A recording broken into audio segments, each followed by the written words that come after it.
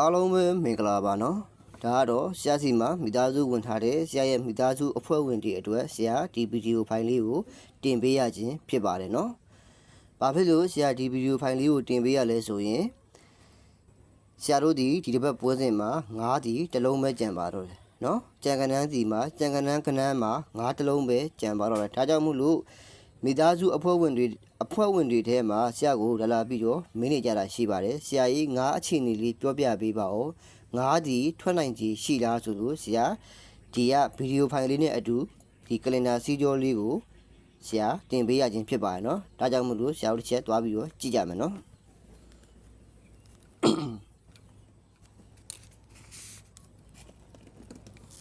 ဟုတ်ပြီဒါဆိုရင်ကျွန်တော်တို့ဒီမှာတစ်ချက်ကြည့်မယ်နော်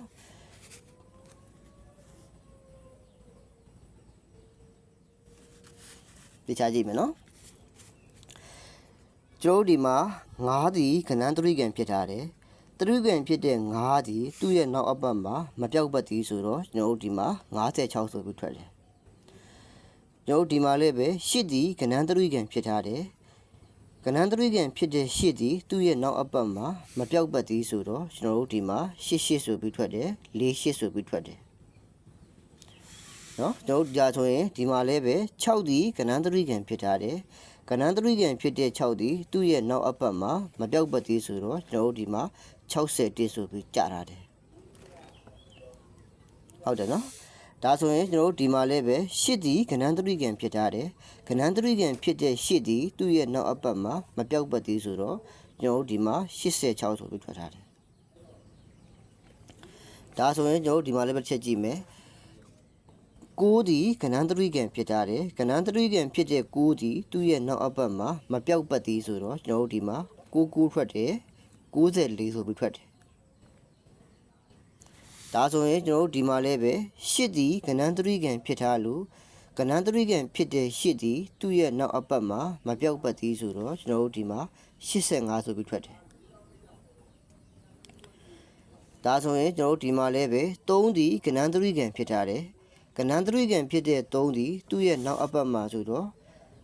သူ့ရဲ့နောက်အပတ်မပြောက်ပတ်သေးဆိုတော့ကျွန်တော်တို့ဒီမှာ30ထွက်တယ်နှစ်3ဆိုပြီးထွက်တယ်ဒါဆိုရင်ကျွန်တော်တို့ဒီမှာအောက်မှာလည်းပဲ8ဒီကဏ္ဍသတိကံဖြစ်ထားတယ်ကဏ္ဍသတိကံဖြစ်တဲ့8ဒီသူ့ရဲ့နောက်အပတ်မှာမပြောက်ပတ်သေးဆိုတော့ကျွန်တော်တို့ဒီမှာ98ဆိုပြီးထွက်ထားတယ်ဒါဆိုရင်ကျွန်တော်တို့ဒီမှာလည်းပဲ9ဒီကဏ္ဍသတိကံဖြစ်ထားတယ်ကဏ္ဍသတိကံဖြစ်တဲ့9ဒီသူ့ရဲ့နောက်အပတ်မှာမပြောက်ပတ်သေးဆိုတော့ကျွန်တော်တို့ဒီမှာ15ဆိုပြီးထွက်ထားတယ်50ဆိုပြီးကြာထားတယ်ဒါဆိုရင်ကျွန်တော်တို့ဒီမှာလည်းပဲ6ဒီကဏ္ဍသတိကံဖြစ်ထားတယ်ကဏ္ဍသတိကံဖြစ်တဲ့6ဒီသူ့ရဲ့နောက်အပတ်မှာမပြောက်ပတ်သေးဆိုတော့ကျွန်တော်တို့ဒီမှာ98ဆိုပြီးတော့ကြာထားတယ်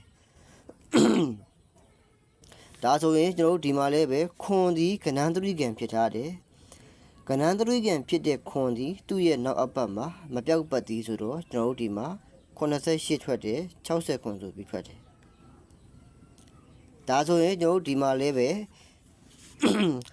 နှစ်ဒီကဏ္ဍသတိကံဖြစ်ထားတယ်ကဏ္ဍသတိကံဖြစ်တဲ့နှစ်ဒီသူ့ရဲ့နောက်အပတ်မှာမပြောက်ပတ်သေးဆိုတော့ကျွန်တော်တို့ဒီမှာ9နှစ်ဆိုပြီးကြာတယ်နှစ်6ဆိုပြီးကြာ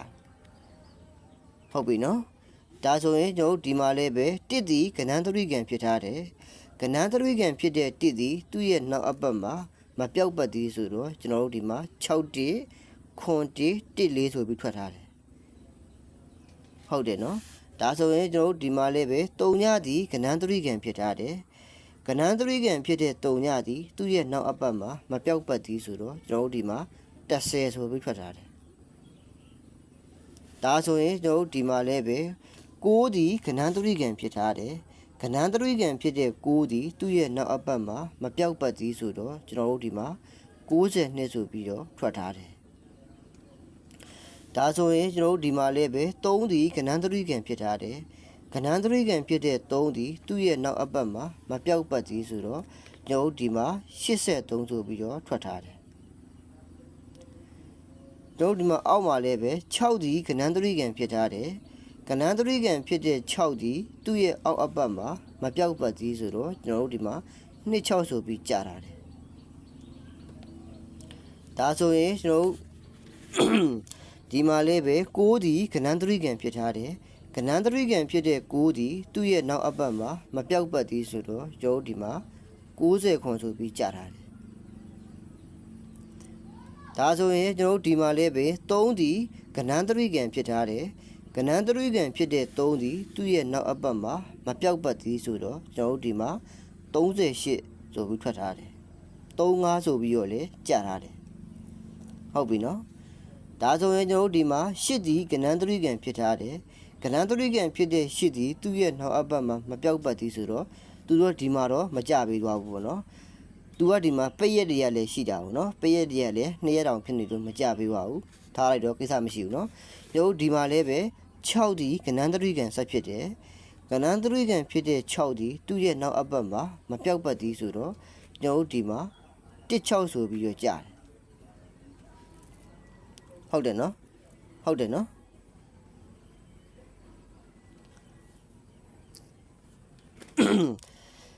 ဟုတ်တယ်နော်6ဒီကဏ္ဍတရိကံဖြစ်ခြင်းကြောင့်ကဏ္ဍတရိကံဖြစ်တဲ့6ဒီသူ့ရဲ့နောက်အပတ်မှာမပြောက်ပတ်သည်ဆိုတော့16ဆိုပြီးတော့ထွက်တယ်အဲ့ဒါဆိုရင်ကျွန်တော်တို့အခုလေးပဲဒီမှာ9ဒီကဏ္ဍတရိကံဖြစ်ထားတယ်နော်ကျွန်တော်အခုလက်ရှိစော့နေတဲ့အပတ်အရှိအပတ်မှာ9ဒီကဏ္ဍတရိကံဖြစ်ထားတယ်ကဏ္ဍတရိကံဖြစ်ခြင်းကြောင့်ကဏ္ဍတရိကံဖြစ်တဲ့ကဏ္ဍဒီသူ့ရဲ့နောက်အပတ်မှာမပြောက်ပတ်သည်ဆိုတော့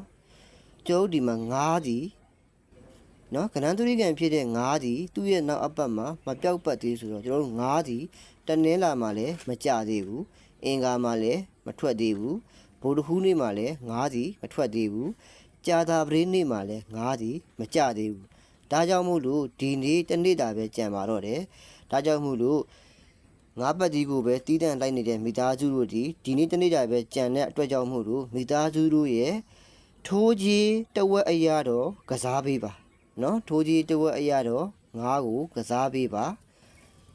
လုံးဝလွတ်လိုက်တာမျိုးတော့မလုပ်ပါနဲ့နော်ဟုတ်ပြီဒါဆိုရင်ကျွန်တော်တို့9ဒီဆရာကြီးဒီတမူရဲလားဒီတမူရဲနဲ့တော့မခိုင်လုံဘူးဆိုပြီးတော့နောက်တမူတော့ကြည့်မယ်ဆိုရင်လည်းကျွန်တော်တို့နောက်ထပ်တမူတော့တွားပြီးတော့ကြည့်ကြမယ်နော်ဟုတ်ပြီနော်သူ့ရဲ့မှန်ကန်မှုဒီမှာဒီကလင်နာတစ်ပြင်လုံးမှာရှိရနော်ဒီမှာကလင်နာတစ်ပြင်လုံးမှာဆရာတို့မှန်ကန်မှုမနည်းဘူးနော်တစ်ပင်နှစ်ပင်သုံးပင်လေးပင်ကလင်နာရဲ့ကလင်နာတစ်ပြင်လုံးမှာသူ့ရဲ့မှန်ကန်မှုဒီမှာပိတ်ရက်လေးခံလို့ပြက်ပင်လေးတစ်ပင်ပဲရှိရနော်ဒါကြောင့်မို့လို့ဒီမှာကဏ္ဍတရိကံ9ဖြစ်ထားတဲ့ကြောင့်တရိကံဖြစ်တဲ့9ဒီသူ့ရဲ့နောက်အပတ်မှာမပြောက်ပတ်သည်ဆိုတော့ဆရာတို့ဒီမှာတောက်ကြနေတစ်ချိန်တနေ့တာပဲကြံပါတော့တယ်ဒါကြောင့်မို့လို့လုံးဝလွတ်လိုက်တာမျိုးတော့မလုပ်ပါနဲ့နော်မိသားစုတို့ရဲ့ထိုးကြီးတဝက်အရာလောက်တော့ကစားပေးပါဟုတ်ပြီဒါဆိုရင်ကျွန်တော်တို့9ပတ်တီးနောက်ထပ်တမူကိုထပ်ပြီးတော့တွားကြည့်ကြမယ်နော်တွားကြည့်ကြမယ်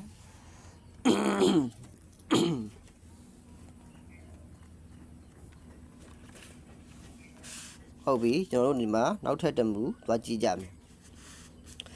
ရုပ်ဒီမှာမြင်ရတာနော်ဆရာတစ်ခါလေးပဲပြတော့မယ်ကဏ္ဍဒီရေပြင်းကြီးဖြစ်ထားတယ်ကဏ္ဍရေပြင်းကြီးဖြစ်ထားတယ်နော်ကျွန်တော်တို့ဒီမှာ6-3လုံးတန်းထားတာပေါ့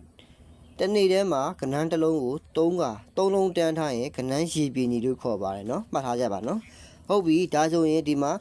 ကဏ္ဍ3လုံး6ဒီရေပြင်းကြီးဖြစ်ခြင်းကြောင့်ရေပြင်းကြီးဖြစ်တဲ့ကဏ္ဍဒီသူ့ရဲ့နောက်အပတ်မှာမပြောက်ပတ်သည်ဆိုတော့ကျွန်တော်တို့ဒီမှာ19လို့ထွက်တယ်ခွန်3လုံးတန်းခြင်းကြောင့်ခွန်3လုံးတန်းတဲ့ကဏ္ဍဒီသူ့ရဲ့နောက်အပတ်မှာမပြောက်ပတ်သည်ဆိုတော့ကျွန်တော်တို့ဒီမှာခွန်3ဆိုပြီးထွက်တယ်ဒါဆိုရင်ကျွန်တော်တို့ဒီမှာလည်းပဲခွန်3လုံးတန်းထားတဲ့ကဏ္ဍရေပြင်းကြီးဖြစ်ခြင်းကြောင့်သူ့ရဲ့နောက်အပတ်မှာခွန်ဒီမပြောက်ပတ်သည်ဆိုတော့ကျွန်တော်တို့ဒီမှာ83ဆိုပြီးတော့ကြာထားတယ်ဒါဆိုရင်ကျွန်တော်တို့ဒီမှာလည်းပဲခဏလေးနော်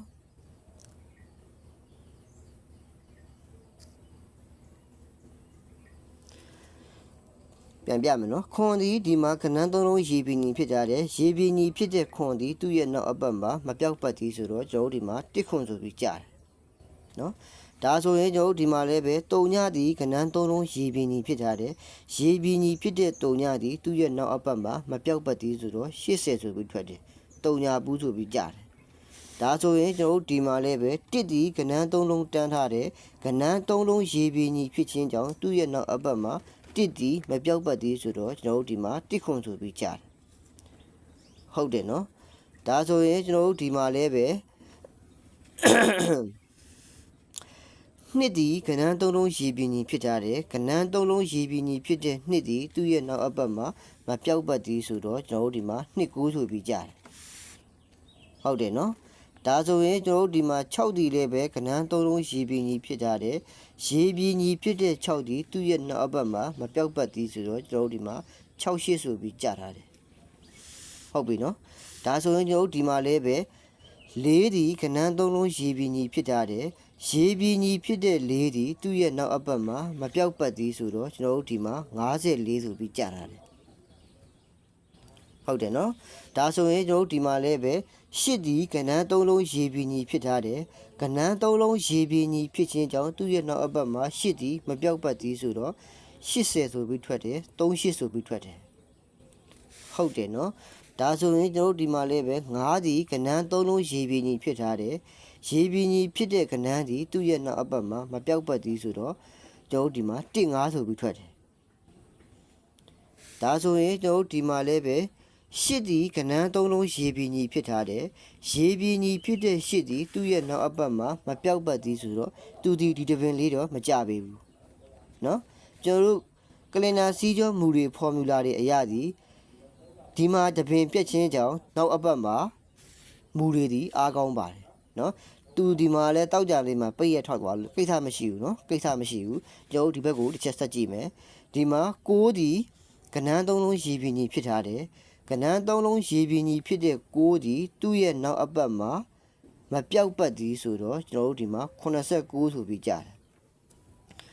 ကျုပ်ဒီမှာလည်းပဲ6ဒီကဏ္ဍသုံးလုံးထပ်ပြီးရေပြင်းကြီးဖြစ်တယ်ကဏ္ဍသုံးလုံးရေပြင်းကြီးဖြစ်တဲ့6ဒီသူ့ရဲ့နောက်အပတ်မှာမပြောက်ပတ်သည်ဆိုတော့ကျွန်တော်တို့ဒီမှာ60ဆိုပြီးကြားတယ်ဒါဆိုရင်ကျွန်တော်တို့ဒီမှာလည်းပဲ3ဒီကဏ္ဍသုံးလုံးရေပြင်းကြီးဖြစ်တဲ့ရေပြင်းကြီးဖြစ်တဲ့3ဒီသူ့ရဲ့နောက်အပတ်မှာမပြောက်ပတ်သည်ဆိုတော့ကျွန်တော်တို့ဒီမှာ34ဆိုပြီးကြားတယ်ဟုတ်တယ်နော်အဲ့ဒါဆိုရင်ကျွန်တော်တို့အခုလည်းပဲဒီမှာ9ဒီကဏ္ဍသုံးလုံးရေပြင်းကြီးဖြစ်ထားတယ်နော်ကျွန်တော်တို့အခုစော့နေတဲ့လက်ရှိအပတ်ရဲ့ရှေ့တစ်ပတ်တောက်ကြနေမှာ9ဒီ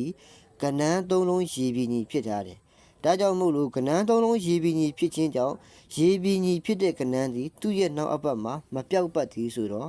ညုပ်ဒီမှာလည်းပဲတနင်းလာအင်္ဂါဗုဒ္ဓဟူကြာသာပတေးနေ့ထိမှာ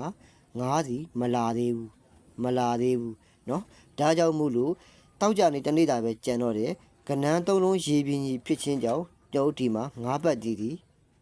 ကြဖို့ရှိပါတယ်เนาะ9ဒီကြဖို့ရှိပါတယ်ညုပ်ဒီဘက်ကိုလည်းတစ်ချက်ကြည့်မယ်เนาะဒီမှာလည်းပဲတောက်ကြနေမှာကဏ္ဍသုံးလုံးရေပြင်းကြီးဖြစ်ထားတယ်တောက်ကြနေမှာ9ဒီရေပြင်းကြီးဖြစ်ထားလို့တနင်္လာအင်္ဂါဗုဒ္ဓဟူးကြာသာပတေးနေ့ထိကိုသူဒီ9ဒီမကြပေးခဲ့ဘူးเนาะတောက်ကြနေကြမှာဒီမှာ9ပတ်ဒီသူ15လို့ကြခဲ့တယ်เนาะဒါဆိုရင်ကျွန်တော်တို့ဒီမှာအခုလည်းပဲဒီမှာ9ဒီတောက်ကြနေမှာရေပြင်းကြီးဖြစ်ထားတယ်ရေပြင်းကြီးဖြစ်ထားတဲ့9ဒီတနင်္လာအင်္ဂါဗုဒ္ဓဟူးကြာသာပတေးနေ့မှာသူဒီမကြထားဘူးဒါကြောင့်မို့လို့ဒီမှာတောက်ကြနေမှာเนาะဒီကအပင်ဒီကိုကူးမယ်ဆိုရင်ဒီမှာ9ဒီ9ပတ်ဒီကြာဖို့ရှိပါတယ်เนาะဟုတ်ပါပြီเนาะဒါဆိုရင်ကျွန်တော်တို့ဒီ9ပတ်ဒီဆရာကြီးကြားနိုင်ရလို့မေးတဲ့မိသားစုတွေကျွန်တော်တို့အချက်ဘယ်နှချက်ဖြစ်သွားပြီလဲမူပနံမှုဖြစ်သွားပြီလေကဏ္ဍတရိကံဖြစ်တဲ့မူမှာလဲ9ဒီမပြောက်ဘူးရေပြင်းကြီးဖြစ်တဲ့မူမှာလဲ9ဒီမပြောက်ဘူးဆိုတော့ကျွန်တော်တို့2မူဖြစ်သွားပြီဟုတ်တယ်နော်2မူဖြစ်သွားပြီဒါဆိုရင်ကျွန်တော်တို့ထပ်ပြီးရောကျင်းတီအောင်တို့နော်လုံအောင်တို့ထပ်ပြီးရော3မူကြည့်မယ်ကြည့်ပါလားဆက်ကြည့်မယ်နော်ဗီဒီယိုဖိုင်လေးနဲ့အတူဆက်ကြည့်မယ်ကျွန်တော်ဒီမှာကြည့်မယ်နော်ကျွန်တော်ဒီမှာတောက်ကြနေမှာဘူဘရိတ်ဖြစ်တယ်ဟုတ်တယ်နော်တောက်ကြနေမှာဘူဘရိတ်ဖြစ်တယ်ဘူဘရိတ်ဖြစ်တယ်ဆိုတော့ကျွန်တော်ဒီမှာခွန်3ဖြစ်ထားတယ်ခွန်3ဒီတောက်ကြနေမှာဘူဘရိတ်ခွန်3ဖြစ်ခြင်းကြောင့်ခွန်3ပတ်တီသူ့ရဲ့နောက်အပတ်မှာမပြောက်ဘူးဆိုတော့เนาะကျွန်တော်ဒီမှာခွန်3ပတ်တီသူ့ရဲ့နောက်အပတ်မှာမပြောက်ဘူးဆိုတော့ကျွန်တော်ဒီမှာ3ကိုထွက်တယ်ခွန်ထွက်တယ်เนาะ3ခွန်မပြောက်ဘူးဒါဆိုရင်ကျွန်တော်ဒီမှာလည်းပဲတောက်ကြနေမှာဘူဘရိတ်ပိတ်ထားတယ်ဘူဘရိတ်ပိတ်တဲ့ကဏ္ဍဒီသူ့ရဲ့နောက်အပတ်မှာမပြောက်ပတ်သေးဆိုတော့ဒီမှာ6လေးဖြစ်ထားတယ် 6ပတ်ဒီ4ပတ်ဒီဒီမှာမပြောက်ဘူးဗျနော်8 6ထွက်တယ်8 4ထွက်တယ်ဒါဆိုရင်ကျွန်တော်တို့ဒီမှာလည်းပဲတောက်ကြနေခြင်းနေမှာတုံညာဆိုပြီးဘူဘရိတ်နဲ့ပိတ်ထားတယ်ဘူဘရိတ်ဖြစ်တဲ့ဘူဘရိတ်နဲ့ပိတ်တဲ့ကဏ္ဍဒီသူ့ရဲ့နောက်အပတ်မှာမပြောက်ဘူးဆိုတော့တုံညာပတ်ဒီမပြောက်ဘူးဗျဒီမှာ90ထွက်တယ်တုံညာ8ထွက်တယ်ဒါဆိုရင်ကျွန်တော်တို့ဒီမှာလည်းပဲတောက်ကြနေမှာ3ခွန်ဘူပရိတ်နဲ့ပိတ်ထားတယ်3ခွန်ဘူပရိတ်နဲ့ပိတ်ခြင်းကြောင့်3ခွန်ပတ်သည်သူ့ရဲ့နောက်အပတ်မှာမပြောက်ဘူးဗျနော်ဒီမှာ303ထွက်တယ်84ထွက်တယ်ဒါဆိုရင်ကျွန်တော်ဒီမှာလည်းပဲတောက်ကြနေညနေမှာ2ရှည်ဆိုပြီးတော့ဘူပရိတ်နဲ့ပိတ်ထားတယ်ဘူပရိတ်ပိတ်တဲ့ကဏ္ဍသည်သူ့ရဲ့နောက်အပတ်မှာမပြောက်ပတ်သည်ဆိုတော့2ရှည်ပတ်သည်ဆိုတော့ကျွန်တော်ဒီမှာ1ထွက်တယ်82ထွက်တယ်ဟုတ်တယ်နော်ဒါကြောင့်မို့လို့ကျွန်တော်ဒီမှာလည်းပဲတောက်ကြနေညနေမှာဘူပရိတ်ဖြစ်တယ်ဘူပရိတ်နဲ့ပိတ်တယ်ဘူပရိတ်သည်30ခွန်ဖြစ်တယ်3ခွန်ပတ်သည်မပြောက်ဘူးဗျနော်1ခွန်ထွက်တယ်ခွန်1ထွက်တယ်ဒါဆိုရင်ကျွန်တော်ဒီမှာလည်းပဲတောက်ကြနေညနေမှာဘူပရိတ်ဆိုပြီး19နဲ့ပိတ်ထားတယ်ဘူပရိတ်19ပိတ်ခြင်းကြောင့်19ပတ်သည်သူ့ရဲ့နောက်အပတ်မှာမပြောက်ဘူးဗျနော်ဒီမှာ29ထွက်တယ်95ထွက်တယ်ဟုတ်တယ်နော်ဒါဆိုရင်ကျွန်တော်ဒီမှာလည်းပဲတောက်ကြနေညနေမှာဘူပရိတ်82ဆိုပြီးထွက်ထားတယ်8နှစ်နဲ့ပိတ်ခြင်းကြောင့်သူ့ရဲ့နောက်အပတ်မှာ8နှစ်ပတ်သည်ဘူပရိတ်ပတ်သည်မပြောက်ဘူးဗျနော်83ထွက်တယ်23ထွက်တယ်8ကော2ကောမပြောက်ဘူးနော်ဒါဆိုရင်ကျွန်တော်ဒီမှာလည်းပဲတောက်ကြနေညနေမှာတုံညာပရိတ်နဲ့ပိတ်ထားတယ်ဘူပရိတ်နဲ့ပိတ်ထားတယ်ဘူပရိတ်နဲ့ပိတ်ခြင်းကြောင့်ဘူပရိတ်ရဲ့ကဏ္ဍသည်သူ့ရဲ့နောက်အပတ်မှာမပြောက်ဘူးဆိုတော့တုံညာပတ်သည်မပြောက်ဘူးဗျနော်ကျွန်တော်ဒီမှာ30ဆိုပြီးထွက်တယ်ဟုတ်တယ်နော်ဒါဆိုရင်ကျွန်တော်ဒီမှာလည်းပဲတောက်ကြနေညနေမှာ6တိဆိုပြီးဘူပရိတ်နဲ့ပိတ်တယ်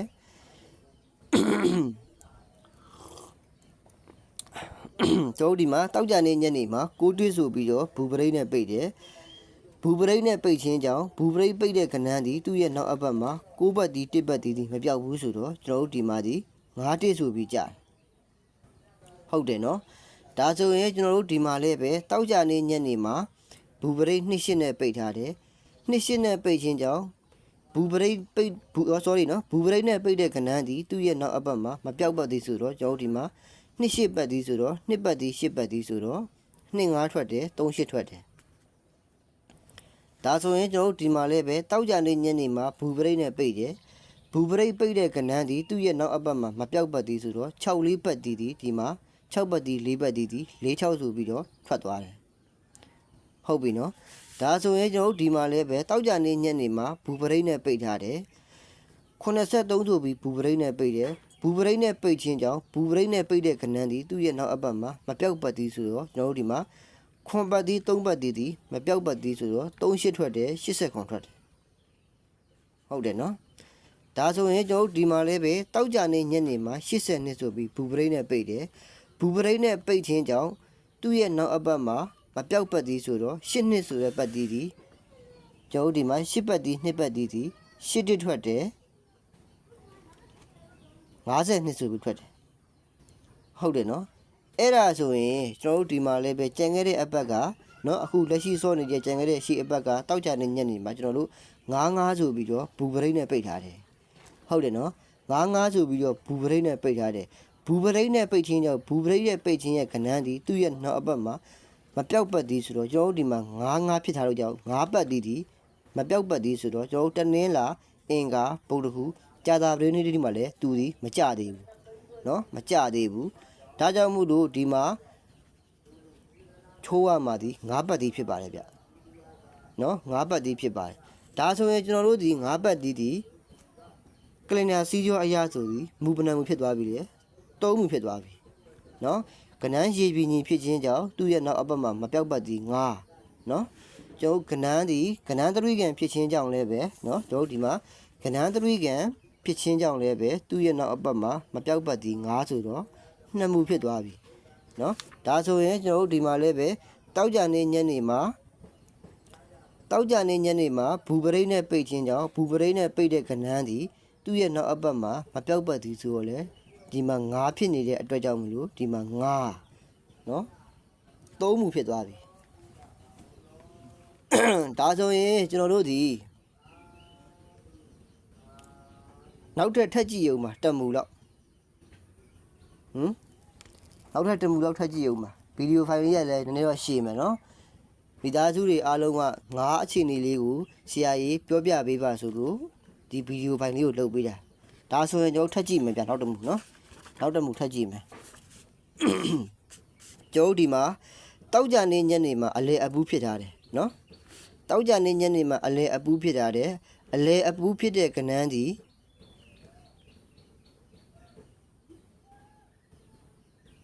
သူ့ရဲ့နောက်အပတ်မှာမပြောက်ပတ်သေးဆိုတော့ကျွန်တော်တို့ဒီမှာ